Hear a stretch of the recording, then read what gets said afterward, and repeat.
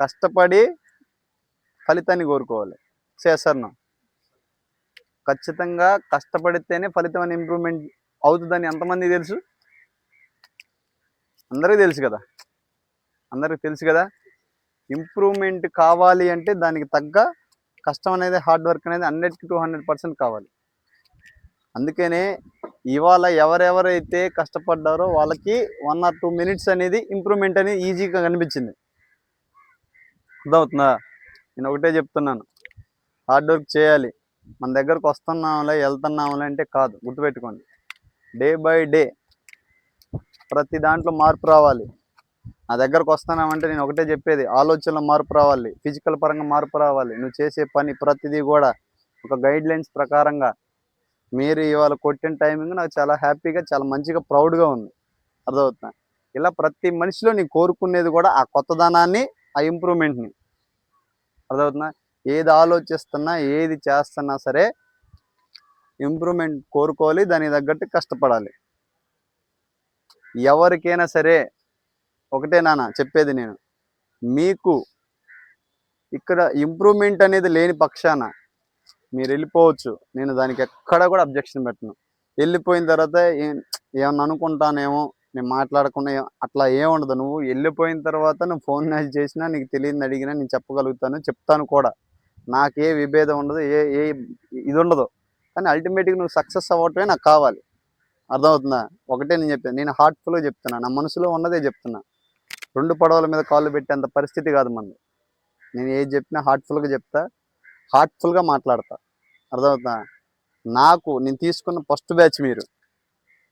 ఈ బ్యాచ్ ఎలా అయితే నేను చూసానో, రేపటి రోజున నాకు శక్తి ఉన్నంత వరకు అన్ని బ్యాచ్లు కూడా అలానే చూస్తా. ప్రతి మనిషితో అలానే మూవ్ అవుతా. అర్థమవుతుందా? అదే చెప్పేది, అందరూ నాకు ఒకటే, అందరూ హార్డ్ వర్క్ చేయాలి, అందరూ సక్సెస్ అవ్వాలి.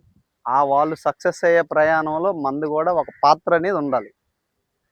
నీ ఫ్రెండ్కి తెలియకపోతే నువ్వు చెప్పాలి, మీకు తెలిసింది వాళ్ళకి చెప్పాలి, వాళ్ళకి తెలిసింది అట్లా షేర్ చేసుకోవాలి. అర్థమవుందా?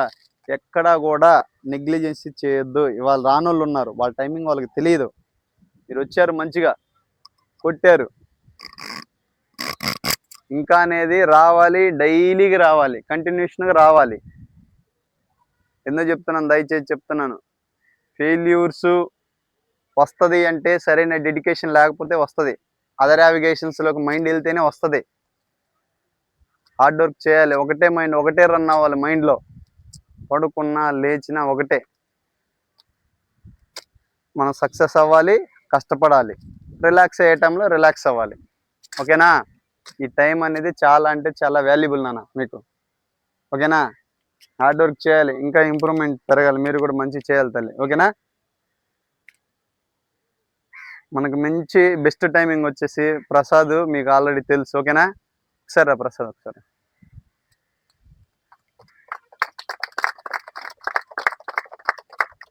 నేను చెప్పటం కాదు, ఒకసారి ప్రసాద్ స్టార్టింగ్ వచ్చినప్పుడు, ఇప్పుడు కొంచెం నేను ఇందాక వచ్చేటప్పుడు మాట్లాడింది కూడా అదే. ఇంప్రూవ్మెంట్ ఏమైనా కనిపించిందా నీకు? ఇంతకు ముందు కూడా ఇలానే టైమింగ్ పడుతుందా ప్రసాద్ అని అడిగాను. నేను ఏదన్నా హార్ట్ఫుల్గానే మాట్లాడతాను, నువ్వు ఏది చెప్పినా పర్లేదు. అన్న ఇంప్రూవ్మెంట్ రాలేదన్నా పర్వాలేదు, ఇంప్రూవ్మెంట్ వచ్చిందన్నా పర్వాలేదు. అర్థమవుతుందా? కానీ ఇంప్రూవ్మెంట్ రాలేదంటే దానికి నేను చేసేది నేను చేస్తా. అర్థమవుతుందా? ఇంప్రూవ్మెంట్ రావటం కోసమే కదా నా దగ్గరకు వచ్చింది. నాకు ఇప్పుడు నిన్ను పొగిడితే నాకేం వస్తుంది చెప్పండి? అర్థమవుతుందా? ఇంప్రూవ్మెంట్ రాకుండా పొగడత అవసరమా? అవసరం లేదు. ఇంప్రూవ్మెంట్ వచ్చిన తర్వాత పొగడత అనేది ఇంకోటి, ఏదైనా సరే అల్టిమేట్గా ఇంప్రూవ్మెంట్ని బట్టి మనకి మూవ్ ఆన్ అవుతాం. అలాగనే ప్రసాద్ వచ్చినప్పటికీ ఇప్పటికీ ఎలా ఉంది ఏంటంటే, అన్న పర్వాలేదు, చాలా నేను చేయగలుగుతున్నాను, కొంచెం స్ట్రెచ్చింగ్స్ కానీ ఏదైనా సరే. నాకు ఇంతకుముందు ఈ వర్కౌట్స్ అనేది తెలియదన్న, కొంచెం ఇంప్రూవ్మెంట్ ఉన్నది. సోషల్ మీడియాలో పెట్టుకోవాలి, పబ్లిష్ అవ్వాలి అవసరం లేదు నాకు. ఒక్కడు కష్టపడేవాడు ఉంటాను చాలు నాకు. అర్థమవుతున్నా? ఒక్కడు కష్టపడేవాడు ఉన్నా చాలు. సోషల్ మీడియాలో పెట్టుకొని మనం ఏదో పబ్లిసిటీ అవ్వాలంటే, మన కాడికి పెద్ద పెద్ద వాళ్ళే ఉన్నారు, పెద్ద పెద్ద ఈ గనులే ఉన్నారు, తెలివి కల్లోళ్ళే ఉన్నారు, పరిజ్ఞానులే ఉన్నారు. అర్థం, వాళ్ళకి మించిన మనం తోపులమే ఎక్కడా కాదు. అర్థమవుతున్నా? అలా అని వాళ్ళు ప్రయత్నించినట్టు మనం ప్రయత్నించకుండా అంత బలహీనులం కూడా కాదు. మనకు ఉంది, దమ్ముంది, మనకి ధైర్యం ఉంది, మనకి ఒక మెచ్యూరిటీ మైండ్స్ ఉంది. అవునా కదా? మనం చేసే ప్రయత్నం మనం చేయాలి. ఒకరిని చూసి మనం అరే బాబు వాళ్ళలాగా ఎదగాలి అనే ఆలోచన ఎలా అయితే వస్తుందో వాళ్ళ కష్టపడే అనే భావన కూడా నీలో రావాలి. అర్థమవుతుందా? కష్టపడాలి, హార్డ్ వర్క్ చేయాలి. ప్రతిదీ కూడా నేను చెప్పేది అదే. ఒకసారి ప్రసాద్ మాట్లాడతాడు, ప్రసాద్ మాటలోనే మనం కూడా తెలుసుకుందాం. ఓకేనా?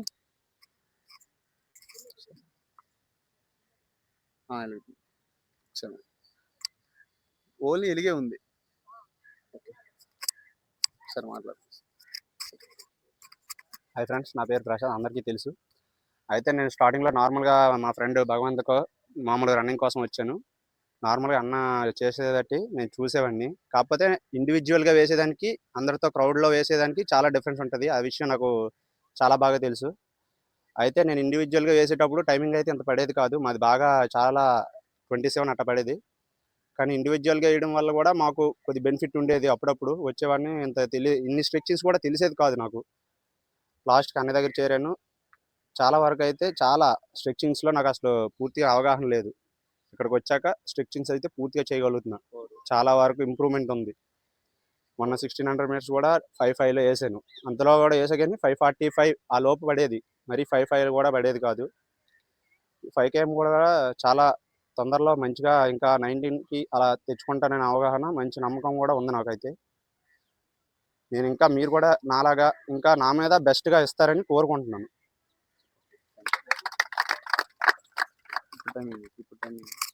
అయితే 22 కొట్టాను. సెకండ్ ప్రాక్టీస్ అప్పుడు మాత్రం 20:40 కొట్టా.